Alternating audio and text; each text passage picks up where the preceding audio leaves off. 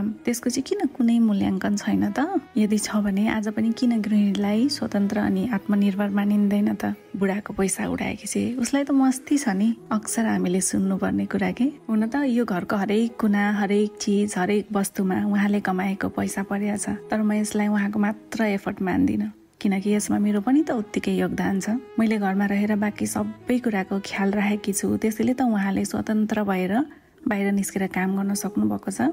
बिहान सबैभन्दा चाँडो उठेर भगवानलाई धन्यवाद गर्छु। कसलाई के मनपर्छ, कसलाई के चाहिन्छ, आज को आउँछ, कहाँ जानु छ, आफ्ना आफन्त, निम्तो, चुलो, मैले सकेसम्म हरेक चिज घरमै बनाएर खुवाउँछु। सबैको स्वास्थ्यको ध्यान राखेर पकाउँछु। त्यसैले उहाँ हेल्दी हुनुहुन्छ, एक्टिभ हुनुहुन्छ। यो मेरो कमाइ हो। घर सफा राख्छु, आफू पनि खुसी हुने प्रयास गर्छु। भनिन्छ गृहिणी खुसी भएको घरमा माता दुर्गाको बास हुन्छ रे, भगवानको कृपा सधैँ रहन्छ रे।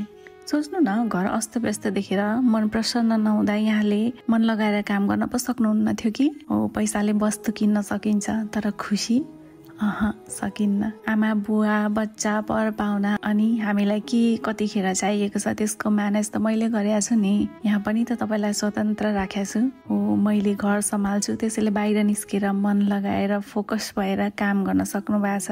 उहाँले पाएको प्रमोसनमा मेरो चाहिँ कन्ट्रिब्युसन भएन र? हो, यो मेरो कमाइ हो।